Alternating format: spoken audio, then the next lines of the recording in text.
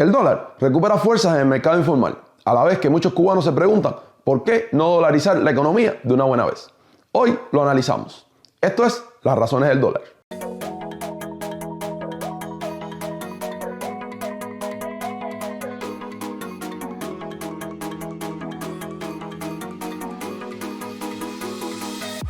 El término dolarización es relativamente joven como concepto económico.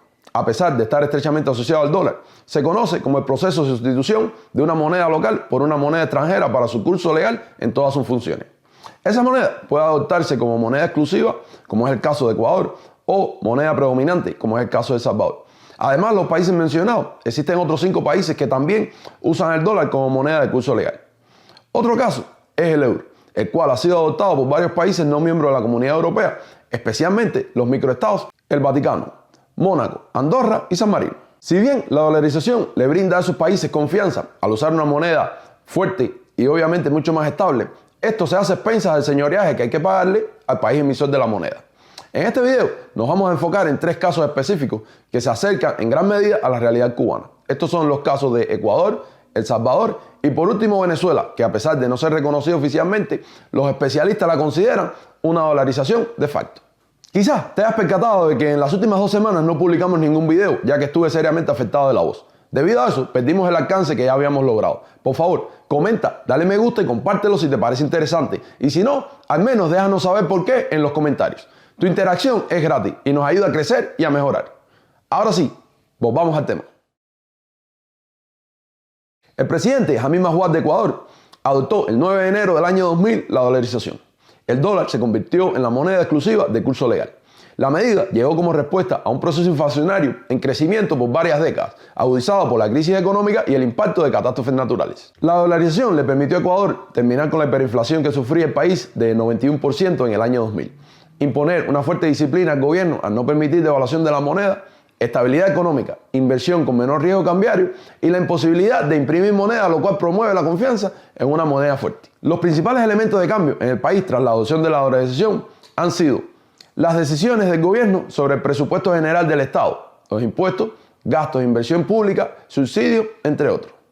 Después de sufrir la caída de la inversión, consumo de los hogares y consumo del gobierno previo a la dolarización, entre el año 2000 y el año 2007, el crecimiento estuvo alrededor del 4%. A partir de ese momento, el dinamismo de la economía y el incremento en la producción petrolera dictan el crecimiento económico del país. En 1999, la inflación había sobrepasado el 90%. A partir de 2003, la inflación bajó hasta el nivel de un dígito y se ha mantenido estable al punto de estar estancada por varios años en 1.9%. Desde la dolarización, la banca privada goza de la confianza de sus depositantes, que se demuestra en el comportamiento de los depósitos mostrando números positivos, mientras que en 1999 la caída de estos fue factor determinante en la crisis.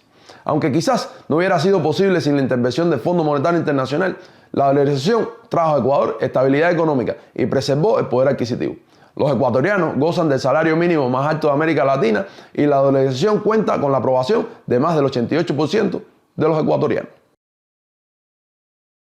La dolarización llegó a El Salvador un año después de ser implementada en Ecuador. La llamada Ley de Integración Monetaria fue firmada por el presidente Francisco Flores y entró en vigor el 1 de enero del 2001. A diferencia de Ecuador, El Salvador mantuvo la circulación de su moneda, el colón, al mismo tiempo que autorizaba la plena utilización del dólar.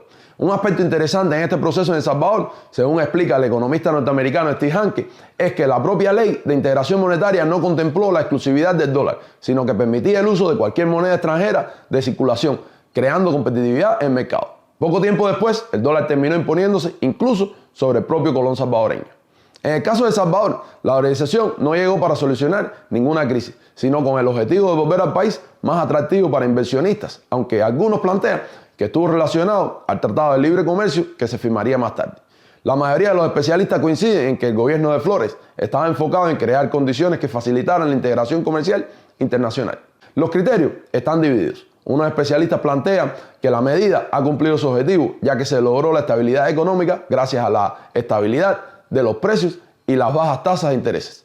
Esto también ha motivado la inversión nacional, aunque el uso del dólar no ha logrado atraer inversiones internacionales significativas más allá de las inversiones iniciales dadas por la adquisición de la banca privada por grupos internacionales.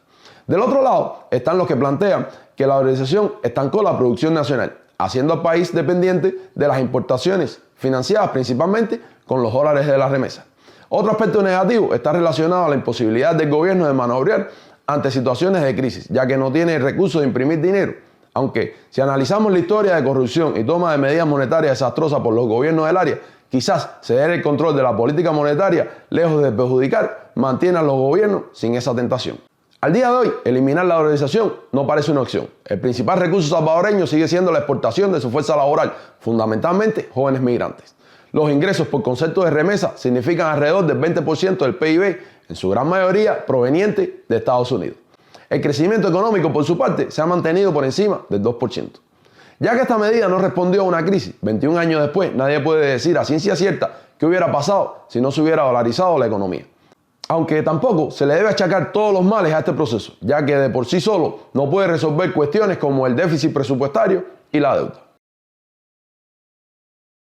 Este es un caso especial, ya que la dolarización de la economía no ha sido reconocida oficialmente por el gobierno de Maduro, sino que se impuso por su propia fuerza. 15 años después de que Chávez emitiera la ley de ilícito cambiario de 2003, Maduro se vio forzado a derogar la medida en agosto de 2018. Esto como parte de una reconversión monetaria que eliminó 5 ceros al bolívar y justo cuando más del 40% de las transacciones minoristas se realizaban en la moneda del imperio. En ese momento, Venezuela vivía bajo los efectos de una superinflación y el dólar se había convertido en el único contenedor de valor disponible. La situación no podía ser peor para el régimen chavista. Políticamente, condenado y sin reconocimiento de muchos países en la arena internacional. La industria petrolera había perdido el 90% de la producción, lo que imposibilitaba cumplir con los compromisos sociales y de subsidios, generando una crisis humanitaria amenizada con más de 5 millones de migrantes. Y los negociantes habían asumido la venta en dólares como la única forma para poder mantener el reaprovisionamiento. En un momento determinado, Maduro llegó a expresar: ese proceso que llaman dolarización puede servir para la recuperación y despliegue de las fuerzas productivas del país y el funcionamiento de la economía. Es una válvula de escape. Gracias a Dios que existe. Maduro volvió a pasar al bolívar por la maquinita y le rebajó otros 6 ceros. Después de esta medida, y gracias a la reducción del gasto del gobierno, una ligera recuperación de la producción petrolera y la implementación de un nuevo sistema para la obtención de divisas basado en el libre mercado, finalmente los venezolanos comenzaron a sentir cierto alivio en la economía y el abastecimiento. En enero del 2022, Venezuela fue declarada oficialmente sin hiperinflación, principalmente gracias a la estabilización del precio del dólar. Hasta marzo, mantener estable el precio del dólar habría costado inyectar más de 2.200 millones de dólares en el mercado cambiario. En la actualidad, algunas alarmas han vuelto a dispararse, pues entre la iniciativa para tratar de recuperar el consumo en bolívares, la disminución de las reservas en divisas del Banco Central de Venezuela y el pago de bonos que incrementó el suministro de la moneda local, el precio del dólar se ha vuelto a ver afectado, aunque el gobierno asegura tener la situación controlada. Pero ustedes ya deben imaginar la confianza que le tienen los venezolanos a Maduro. Comparando la realidad cubana con algunos de estos casos, podemos ver lo complicado que sería para el régimen de Canel implementar una dolarización de la economía cubana. La crisis económica que atraviesa el país lo coloca en una posición de alto riesgo. La improductividad, el déficit fiscal y el desnivel de la balanza comercial tienen los números de las cuentas en rojo. El país no cuenta con un sistema financiero capaz ni con el apoyo del Banco Mundial, el Fondo Monetario Internacional o alguna otra institución capaz de facilitar las divisas necesarias para iniciar un proceso así. La incapacidad para encontrar una vía que satisfaga las exigencias del gobierno estadounidense mantiene a las remesas fuera del control del Banco Central y tampoco existe un sistema de cambio que atraiga esas divisas que circulan de mano en mano. Aún más complicado está la habilidad de inyectar divisas en el mercado, algo que ha quedado en evidencia después de la puesta en operaciones del susodicho mercado cambiario. Esto no ha logrado satisfacer la demanda ni reducir la brecha existente entre el valor que ha fijado y el valor existente en el mercado informal. Si bien es complicado de forma oficial, es aún más complicado que se imponga una dolarización de facto. El régimen mantiene al dólar fuera de circulación del sistema y a diferencia de lo que sucede en Venezuela, los cubanos tienen posibilidades muy reducidas de su uso para importar mercancías, una de las principales causas del desabastecimiento reinante en la isla. Y aunque las transacciones más grandes en el mercado minorista se realizan en dólares, también hay que decir que muchas veces estos dólares ni siquiera entran en Cuba. Dicho esto, nosotros creemos que en Cuba la dolarización la tiene cuesta arriba. Pero déjanos saber tu opinión en los comentarios. Y si te ha parecido interesante, dale me gusta y comparte para que le llegue a más cubanos. No olvides seguirnos en Facebook o suscribirte en YouTube para que no te pierdas próximos videos. Nosotros aquí seguimos, buscando Cuba.